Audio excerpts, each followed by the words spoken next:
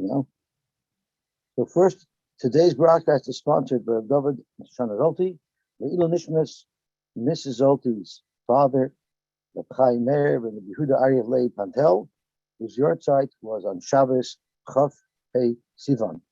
It's also sponsored by Divin Zalewski, the yahrzeit of his father, Reuven ben Eliezer, whose yahrzeit was yesterday. Today is the yahrzeit of the Tana of Yonis ben Uziel, so I'm sure there's thousands of people going to Amuka, and I'm sure the Israeli government is worried that the mountain shouldn't collapse. I'm not sure what there is there to collapse. They're probably being very careful. And it's also the Tana of Yosy ben Kisma, who is mentioned in Pirkei Avos and mentioned in Sanhedrin. Okay, so yesterday we were discussing the Shita of Rabbi Huda. So Rabbi Huda in our Mishnah said that there weren't two stands for the blood. There was only one stand. And in order to put down the Dama Seir, you have to first take out the Dama Par.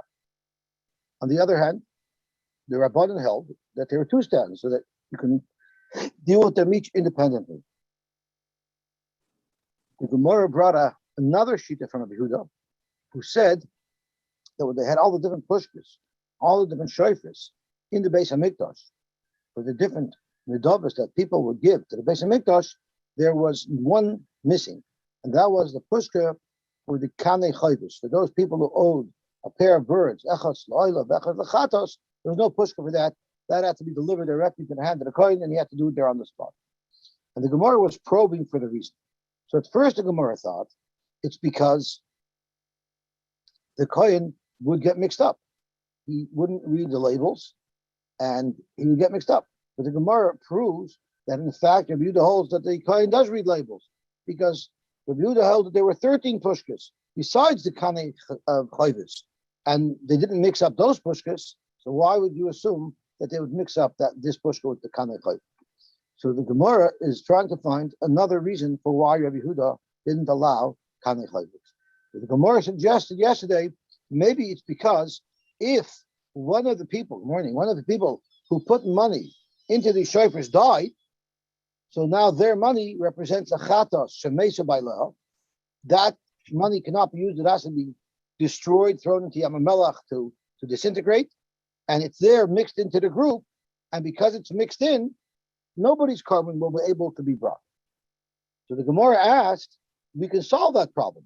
Just take any contribution from in that kanei chayva pushka and say this is the one that is the contribution of the person who died, and then the rest of them would be mutter.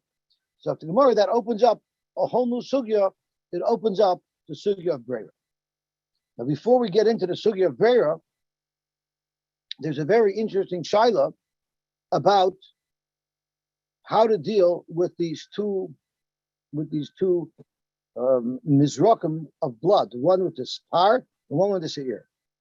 Now we know when we have multiple Sifrei Torah, we're changing from one Sefer Torah to the next. Before we do Hagba on the first Sefer Torah, we'll place the second Sefer Torah on the bima. So the question is, if that's our Hakpada, so why is it that by the Kohen? Now let's think about it. Let's think what's the comparison of the bima and what's the comparison of the kab. So by the Sefer Torah, the active Kriya area is the bima.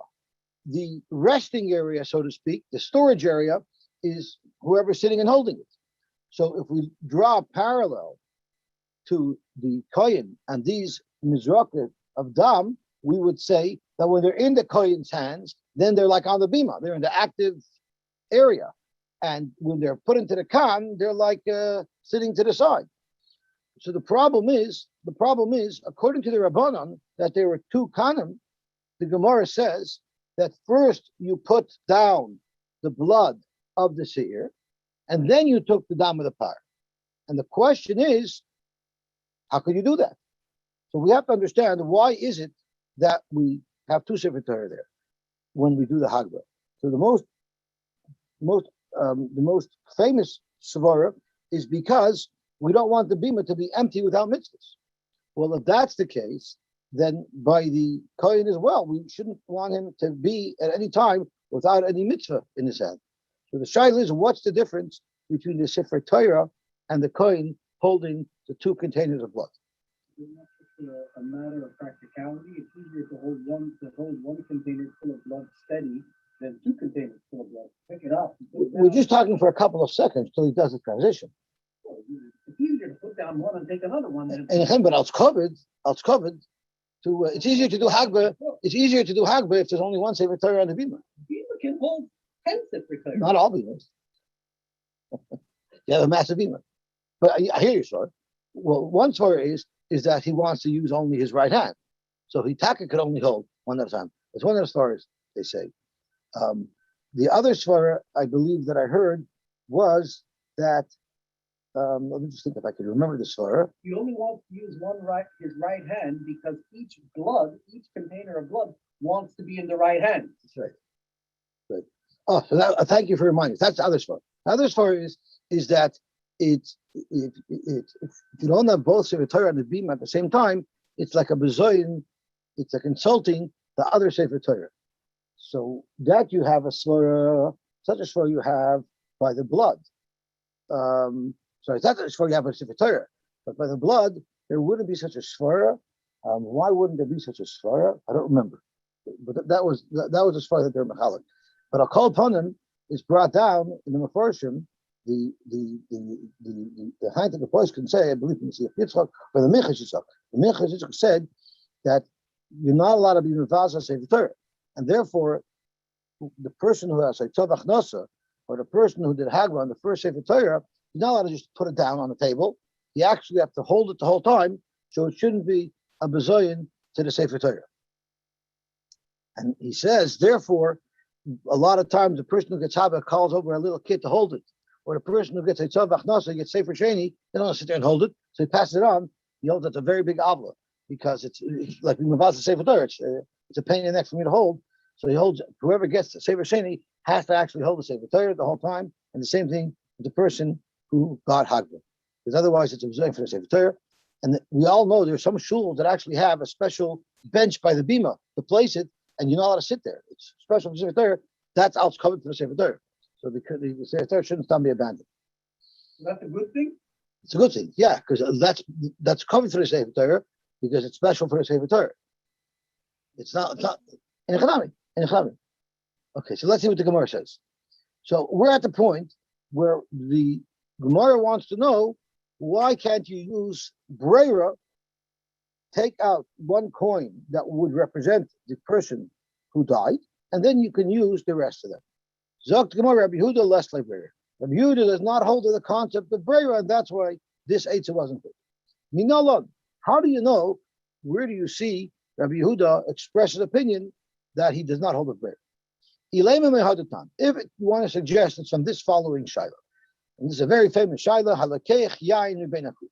Someone bought wine from the Kutim.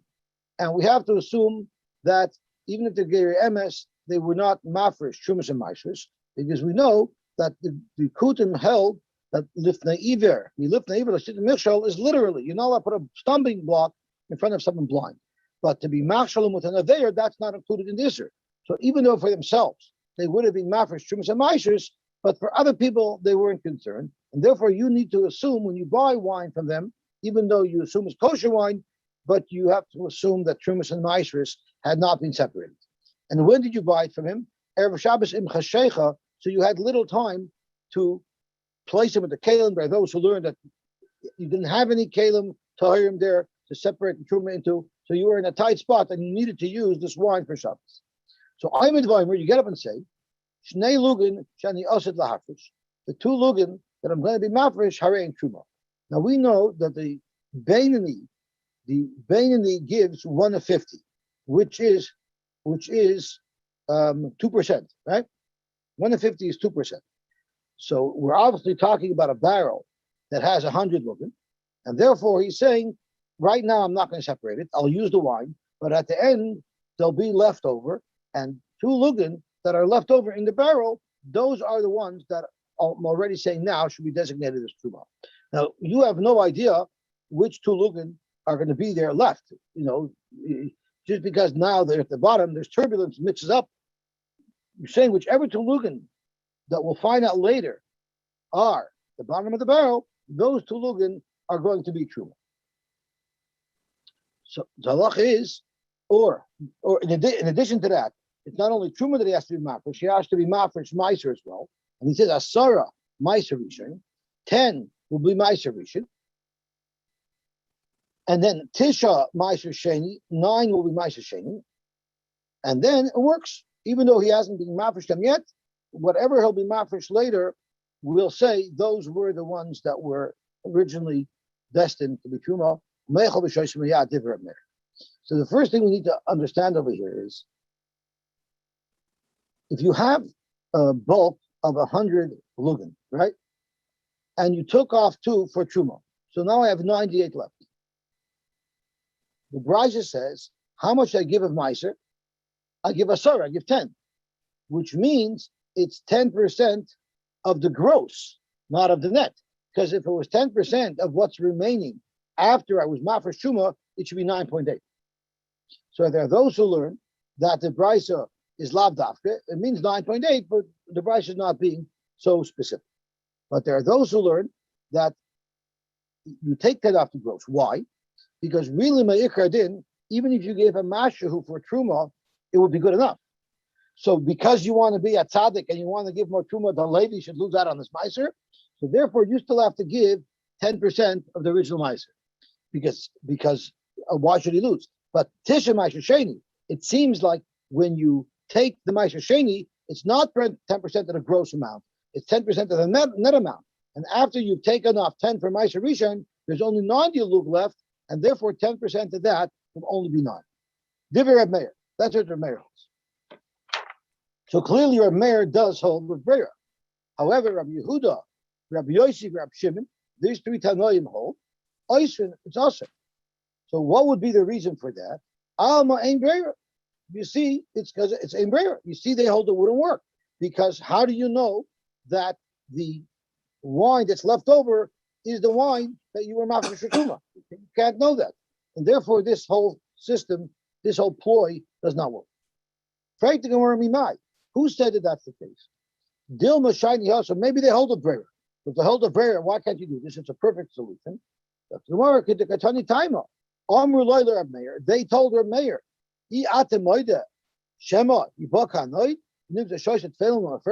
you Reb Meir, who hold a prayer, how could you rely on this? What are you going to do if on Shabbos after he drinks, the barrel breaks and there's nothing left over? Now, L'mafreya turns out that he was never mafresh trumas and meisers, and he drank tevel. So clearly, the reason why they argue on Reb Meir is not because they argue on Breira. Even if they agree with the premise of Breira, they're concerned that this could lead to a disaster. But Amar Lehem, Reb Meir said, don't be so paranoid. Lichis sheyivaka. If it happens, it's not a common thing to happen. When it happens, we'll worry about it. I'll call upon them. This isn't a good proof that Rabbi Yehuda doesn't hold a Breira. And we need Rabbi Yehuda not to hold a Breira. Otherwise, why wouldn't he allow a pushka with a kanechot? Elazar Tamar Midatani Ayoy. Ayoy was a Tana, and he also quoted Rabbi Yehuda as having expressed an opinion that he doesn't hold a Breira. The Tanya we learned, the Tanya Ayoy. Now we know that Allah is, we learned in Erevin about Erev Tchumen. That is, for a Dvar Mitzvah, if someone thinks that he might have to go more than 2,000 amas past the city that he's in. We know a person on Shabbos normally is limited to a radius of 2,000 amas from the place where he is. What if someone needs to go 3,000 or 4,000 amas? What does he do? So the eighth is to make Erev Tchumen, which means you take some food and you park it within your 2,000 amma radius, out from the city, and you say, my place of where I'm establishing myself for Shabbos is not where I am now. Rather, it's where I placed my Erev. So now the 2,000 radius is from the point of that Erev. So therefore, as long as I'm within 2,000 amas of my Erev, I can go to the Erev and I can go an additional 2,000 amas. So it sort of extends my range just under 4,000 amas. Why don't we live and all the other stuff that we generally need for Shabbos in this new place? Doesn't limit it to food. Because food is what's convey a person, basically. And Shabbos lift is not a mitzvah like that. Like But- the Chachamim made this thing. For the kvias, the mice, he's staying at home Friday night, and he has his lech there. But it's enough of a kvias to allow him to walk. So you want to know, how did the Chum establish that it's food and not other things? The Chacham just said, practically speaking, we can make him go bananas. 2,000 amas. Remember, they didn't have cars on the highway in those days. We'll make him go 2,000 amas down there and just at least put food. He doesn't have to put a bed there. He doesn't have to put lift there. He doesn't have to put water there. He doesn't have to put anything else except Muslim bare issues. minimum. That's right. Right. Zok to Gemara. Now the halacha is you could do that. But what happens if you don't know? Do I want to go to the east or do I want to go to the west? And let's say I hear that Y.Y. Jacobson is coming and he's going to be 3,000 amas to the east, and I hear that another guest speaker, a star speaker, face Arov is coming to the west, right? And you don't know yet which drasha you want to listen to. So you say, I'll put an Erev on either side, and Shabbos, when I'm ready to go, I'll decide which Erev I want. So that's prayer, because I'm going to determine later what I'm creating the Shas Benish Mashas, because the Erev Kumen, when is it Chap? When does it establish where you are? It establishes it Benish Mashas. So I'm going to determine tomorrow afternoon, Shabbos afternoon, where the Erev established itself, where the Erev established my presence on Erev Shabbos. So the halach is, the Tani Ayah, Ein Adam Masna al Shnei Dvarim Kecha. You cannot do that. Ella, in Bachacham LeMizrach, Eruvay LeMizrach, LeMariv, Eruvay LeMariv, Aval Lekanu Lekanu Loy. If the Chacham is only going to come to one side, and you don't know yet which side the Chacham is going to come to, then you could make an Erev on either side, and you could say whichever side the Chacham comes to, that's where I want to go. But that you should have a choice on Shabbos afternoon which way to go, that wouldn't be allowed. And the Gemara asked their Akasha, what is the explanation of Yehuda? Why is it you don't allow him to pick Shabbos afternoon where he would have established retroactively his Erev on the Erev Shabbos? You don't allow that to Ein Breira. It doesn't work. If we don't know where this fellow is going, when the Rav is going to arrive to, it's going to arrive to the east or arrive to the west. So kum t'chais, you need the same breira to determine something that occurs on Shabbos will retroactively determine where the area was chal. That shouldn't work either. You're right. That wouldn't work either. But if the chacham had already arrived at his destination, but the person making the Erev did not yet know which direction the Chacham was in, was he to the east or was he to the west, then he can make the Erev on Erev Shabbos with a Tnai. And he can say, if the Chacham came from the east, that's where I want my Erev. And if the Chacham came to the west, that's where I want my Erev. But that's already Nisbarer before Shabbos. So before Shabbos, the Tnai would work to make the Erev that he wants to be Chal. So we've proven that Rabbi Yehuda does not hold with prayer. So Zok Gemara, B'Hashud Aminon, Rabbi Yehuda ain't Breira, and that's why he doesn't allow the Kanei Chayva, but Aksiva Islay, but he holds that you could label it. The problem why you couldn't make Kanei Chayva is not because we're afraid the Kohen's going to mix it up, because we're not afraid the Kohen's going to mix it up. And if it's labeled, it's safe. So Oibazah, Yom Kippurim, Nami, Navit Trey, B'Nichtav Alayu. So then on Yom Kippur in our Mishnah, why did you say that you only have one kan? Why not have two kanim?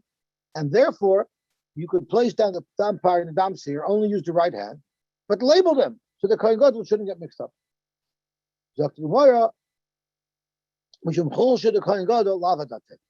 Even if you label it, since the Kohen is weak and tired, he won't rash lava that he's not going to be mine in the ksiva. Rav Elephant explains from someone, I don't know from who, that doesn't necessarily mean physical weakness. It means the Sultan is working so hard on Yom Kippur to try to mess up the Avodah, he's going to try to make the Kohen Gadol lazy and not to double check the labeling and assume he knows which is which and cause him to make a mistake. If you don't agree to me that we're afraid that the Kohen's judgment will become a mistake and he'll take the wrong dam, Well, beloik sivanami, even if you don't label it, it's still easy to identify which mizrach contains the damapar and which mizrach contains damaseir. Because high nafesh vayzuter. Of course, the blood of the par, there's so much more blood of the par. Par's a lot more blood in it than a small little lamb. So he could easily see the one that's more full clearly is the damapar, and the one that's not so full is going to be the damaseir. So you never mind the label. It's easy to tell. Elamai. We hold that the kohen won't be so sure. He won't check and he'll make a mistake. And if you want to argue that wouldn't be a good notation, because loy mikvah kule, maybe even though a par has more dam, who said that the kohen gadol captured all of it? Maybe the kohen gadol captured the same amount of the dam asir and the dam par. You cannot say that to Gemara. Because Rabbi Yehuda hashoichet tzarich sheyakabel as kol damay shel par. Someone who shechs has to be makabel all of the dam. He can't only take some of it. Shenamar, like it says in the pasuk, there's kol dam hapar yishbach al yisayim mizbeach. All the dam hapar that doesn't get spritzed, he has to pour on the Yosy. So if he surely was makabel all of the dam hapar, it would be very obvious for the kohen to know which container held the dam hapar and which held the dam asir. If you're going to say, well, no, the reason why you can't tell because we're worried that maybe after he was makabel it all, much of it spilled out, and now there's only the same amount of damapar as there are damasir, and therefore he cannot tell the difference. So tomorrow he would still be able to tell the difference because the color of the blood of a seir is different, noticeably different than the color of the blood of a par. High chiyav isomach, one's more white, one's more red.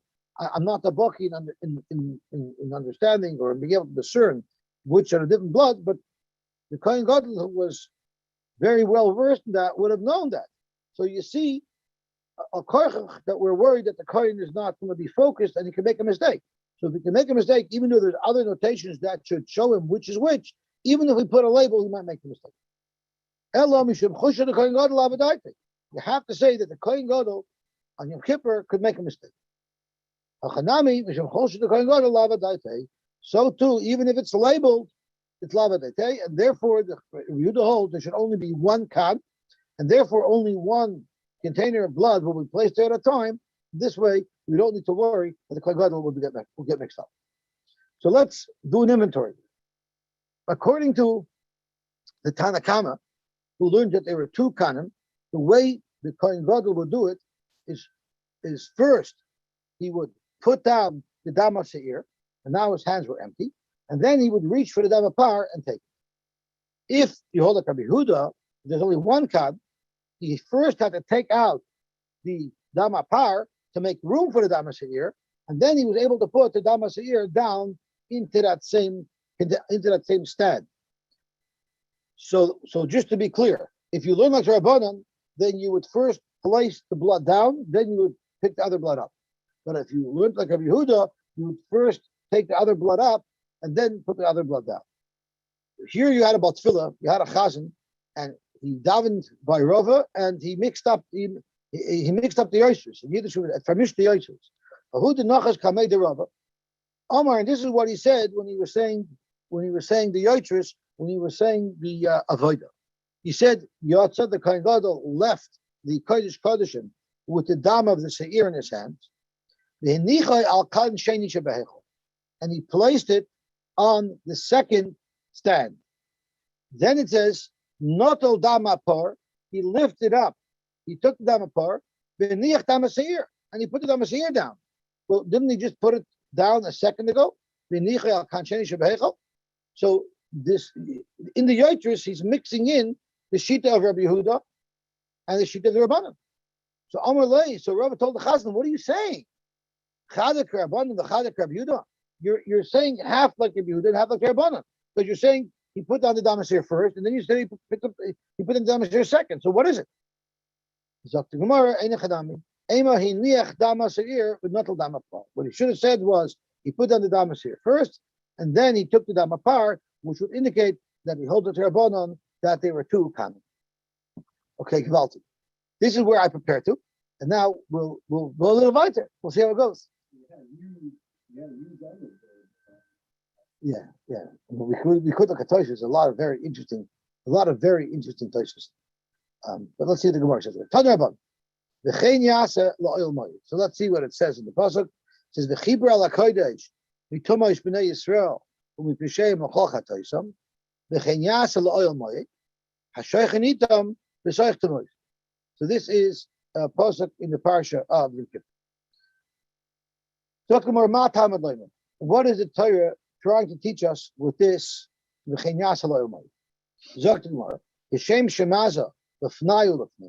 same way he spritzed inside the Kodesh Kodeshim in front of the Aron,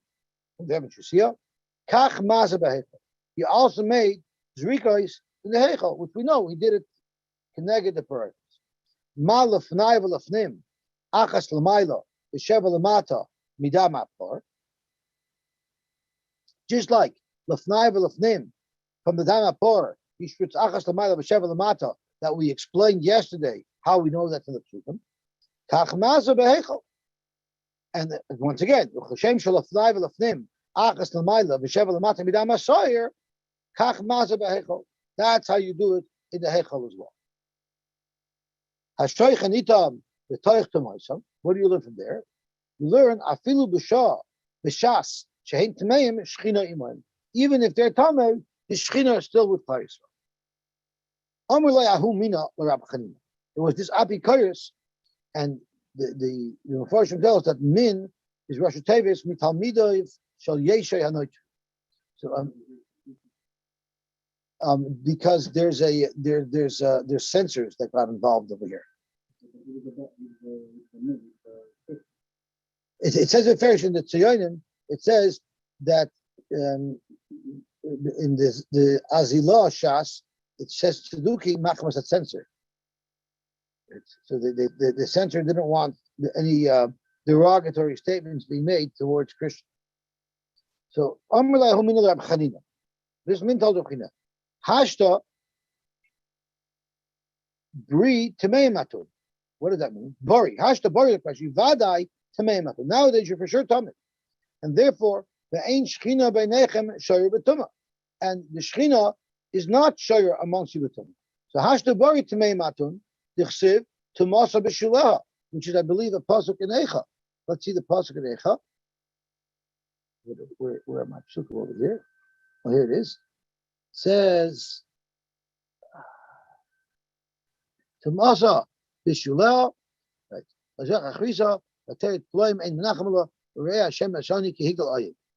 it says that we're all Tomei now.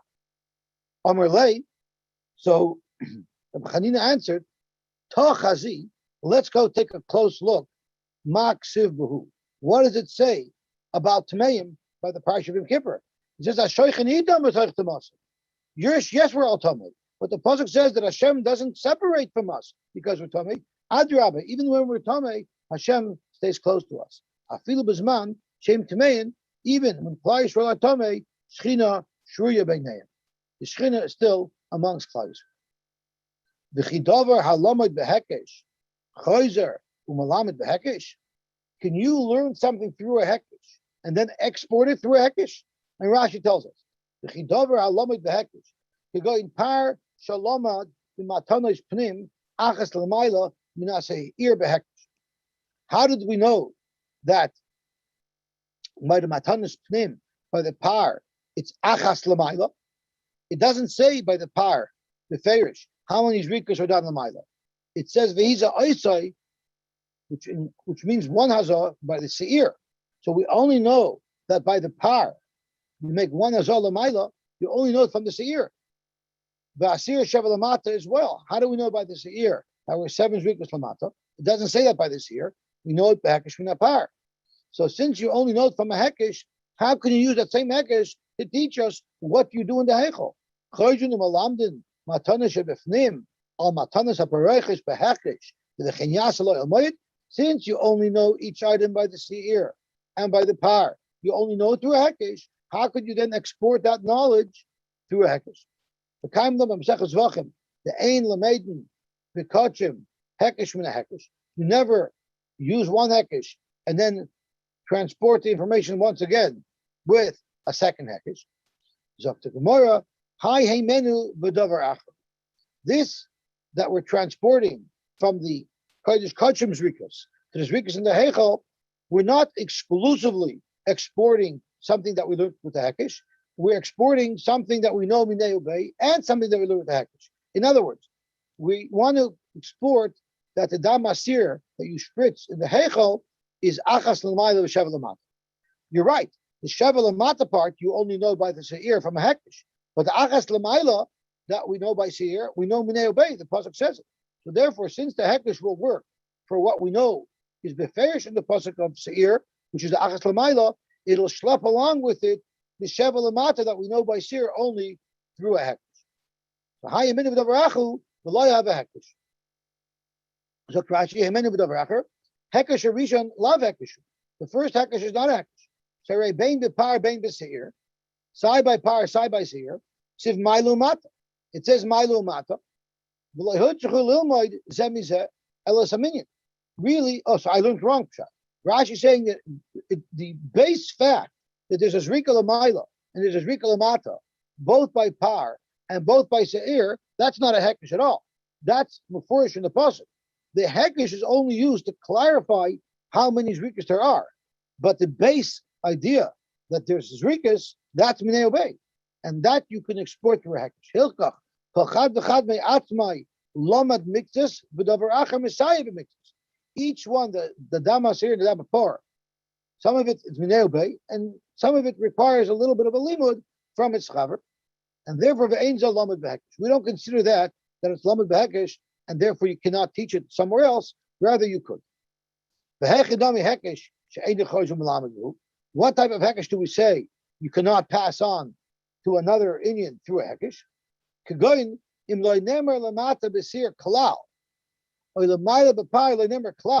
What if there's no mention of Zrika Lamaila by a par, or if there's no Zrika mentioned at all by the Seir Lamata, the Lomdu Abheim is Zuba Hekesh. And the only Makar at all for the Zrika Lamata by the Seir and the Zrika Lamata by a par, if the only Makar was a Hekesh, that would be Hainu Hekesh, Ein Chayjum Lamed Behekesh. But here it mentions it. It just doesn't clarify how many. That's not called a Davar Lamed Behekesh. So Amar lo have a Hekesh. Have a Hekesh. What are you going to do according to the Mandam who holds that that's also called learning it from a Hekesh, and therefore you shouldn't be able to export it? In fact, it's a machloikis in Zvachim if this is considered, since I know the base is Rika, but I'm only learning how many, if that's still considered the Davar and the Hekesh. And if it is, then according to that man, how will he know the Zrikas by the Paroiches, where the parent is here, how will he know it? So tomorrow, Mekaimis, who the Gamim Me'adadi. All they're learning are Mekaimis. What does that mean? Mekaimis, who the Gamim Me'adadi. Zok Rashi, Ein Zeh Hekesh, Halamid Min Hekesh. This is weiter not a Hekesh that you're learning from a Hekesh. So Rebbe Hekesh Arishon, Lamdu, Behemois, Zumizu. Through the first Hekesh, we learned the behemoths one from the other. That the seer is like the power, and the power is like the seer. But also as Domai, Kasher Oslo Damakta. Ubehekesh Hasheni, Loi Hukish Shum Dover, La'achas Mina Behemoths, Lilmod Mimena, Mashalomad Behekesh Mechavata. The Hekesh, the first Hekesh is from a power to a seer. In the second Hekesh, it's not a limit from one behemoth to another. Rather, we're just making a Hekesh from the Heichel to the Kodesh Kodshim. It says the same thing you did in the Kodesh HaKodeshim, that's what you're going to do in the Heichel. The Kodesh loylamat klum mitchila Hekesh. The Kodesh Kodshim, we didn't learn anything there with a Hekesh. So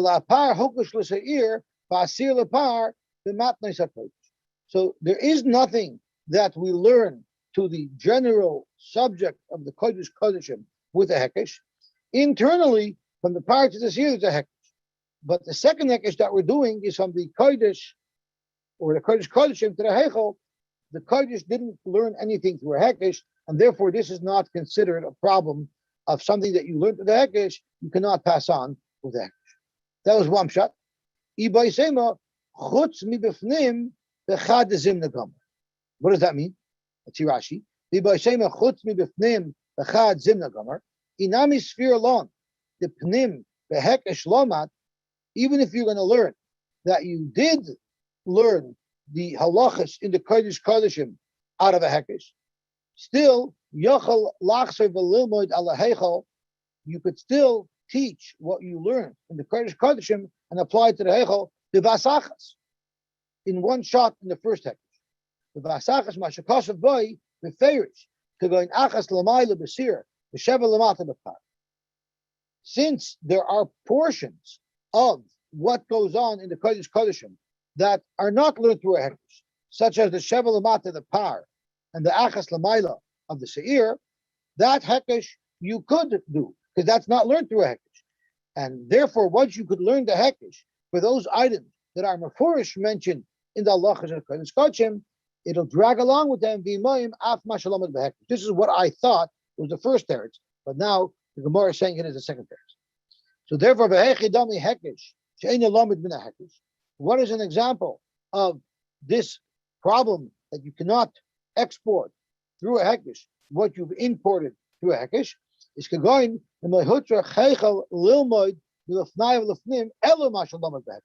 that's only if through the hekesh, through the second hekesh, I was only learning items that are learned through a hekesh. Aval hashta the hutrach lilmoid menu as I'm a fourish boy, but here I'm learning from to the heichal, from the kodesh to the kodesh kadoshim, two sets of items. One set of items is more fourish, and that is the sheva lamata by par and the achas lamaila by seir. Once I learned that, I can also learn the additional two items that were only brought through a hekesh, which is the sheva lamata by seir and the achas lamaila by a par. Therefore, we can learn everything with asachas. Okay, I don't want to go too far weiter because we have to leave some learning for tomorrow. So we still have some extra time.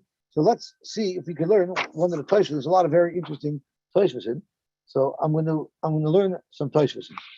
So first let's learn a small Toshvos that we discussed outside, and that was Asar Ma'aser Rishon and Tisha Ma'aser Sheni. Zok Toshvos lav dafka. It's not really exactly 10 Ma'aser Rishon. Why? Since he already took out 2 out of 100 lugin of truma, therefore, eina oila yud shleimim l'ma'aser rishon. Since he's already taken 2 lugin out of the 100 lug that he had, so there's only 98 remaining. There's only 98 remaining. 10% of that ma'aser would only be 9.8 lug. Eina oila yud shleimim l'ma'aser rishon. V'tisha l'ma'aser sheni min hanisar. The ein loimer, and don't so Tosh is lavdak, but the ein loimer the chayshina and shema hakuti tarim truma gedola. Don't say that we're choshid that the kusi took truma gedola. Ulahachi ein lamayit b'shvila truma mima'aser rishon or mima'aser sheni. Don't say that the reason why you take off the full 10% is because you're choshid that the truma that you took now maybe wasn't necessary, because maybe the truma had already been taken off, and therefore I can't diminish the chelik of the Levi for the second set of truma that I did. And you have to take truma on them. The shemek bar horma truma, maybe the truma is already taken. The nimtza shem skuka l'maiser, and that means that the 2 that I took off as truma are really not truma, but they do need maiser to be taken off of. I can't just give them directly to the kohen. Nami lachser ulasakin, and you have to be misakin the meiser as well. You have a problem. You cannot give extra meiser either. You cannot give extra meiser, so you have to take off meiser on that 2 that you're giving to the kohen as well, because that might not be real meiser. Ein loimer king. You don't say that. Then kain tikein akuti tikein kirayu. That means that you're assuming that the kuti took off truma. The loitik and loitik and klal the pirish loyal. I'm not sure what Tosh is saying, so let's see this again. Zok Tosh is lav dafka. It's lav dafka that it's 10 ma'aser rishon. Shekivin shekranotlam and akuf shnei lugan l'truma eina oila yud shleimim ma'aser rishon. It would no longer be 10 full lugan from ma'aser rishon. The tisha l'ma'aser sheni min anishar. Zok Tosh is the eloimi dechashin and shema akuti tarim truma gedola. Don't say that were choshid, that the kuti already took off truma. So that means the two that you're taking off for truma aren't really truma. And since they're not really truma, the meiser has to be on all of what you have, all 100 of them.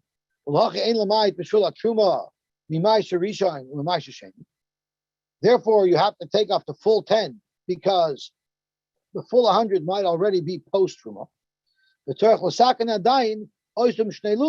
Those two lugan, even though that I'm giving them to the coin because I want to be machmer, but those two lugan need meiser taken from them. So that means I'm taking off 10 full meiser, not only to be masakin the 98 that I'm giving to the that I'm keeping, but it's also to be masakin the 2 that I'm giving to the coin that might not even have had to go to the coin. Shemekar horma truma nimshisem skukum la meiser. The meiser is nami tzarich lachsar umasakin, and the meiser has to be masakin those 2 because if not, they'll mahavli mabim meisers ain't learning. You won't say that. Why is that? The tikein hakuti. If the because we'll assume that if the kuti did take off truma, tikin karoi. We'll say he not only took off truma, we'll say he took off everything, trumas and meisers. And loy tikin like tikin klal could appear slow. So Taisha says by the kuti they either did it all or they did nothing. We're not going to assume they only took off a little bit and not a lot. And this is very relevant. What Taisha says earlier. That is, this is not like demai of an amaretz where we assume he took off truma. We're just scared he didn't take off meiser, and we assume he took off truma because there's a chiv misa for it. And that's why he took it off. It's chomer, but not meiser. But a kuti doesn't work that way. The kuti doesn't make that distinction because the reason why the kuti where choshid didn't take off trumas and meisers is because he doesn't know the lifnei either. For him, he would have taken off everything. He just doesn't know the lifnei either. So therefore, if he took off everything. And if he didn't take off, he took off nothing. And you cannot make the same distinction between trumas and meisers like you would make for Namor. That's right. Okay, so let's see this touch, a very long touch. We'll get started. We have still a couple of minutes. So we'll hop around. We have 5 minutes left. Divrei Reb Meir. Reb Meir was the one who held a breira, and he held that even if you have a barrel of wine and you're not completely separating the trumas and meisers out, you can rely on what you're going to separate later. So Zok to Gemara, Zok Tosfos. Mashma hacha, the Istadler Reb Meir breira. From this Gemara, it's very mashma. The Reb Meir holds a breira, otherwise this whole system wouldn't work. Ubeperik yesh bechar amar, and in Becharis, what Reb Meir said was the sphere like Reb Asi, that Reb Meir holds a Reb Asi, the Amar who holds ha'achem shecholku, if the achem split up the estate. So there was an estate and the achem split it up. Mechza Yarshim and Mechza Lekufas. It's considered they're halfway Yarshim and halfway Lekufas. Why is that? The Mesafkaloi, it's a suffix, Ika Lekufas, Ika Yarshim. Alma Mesafkaloi is prayer Eloi. The halacha is that a Bechor is not taken off. There's no chiv of Bechor, Behema, if you have a Behema Shutri. So if 2 people partner up and they buy a whole bunch of Behemoths together, and the Bechor is born, there's no din Bechor. They can keep them all. However, what if a father dies and the estate has a Bechor? Before they split up the estate, even though technically multiple brothers have interest in the estate, it's still considered one person, and there would be a chiv Bechor.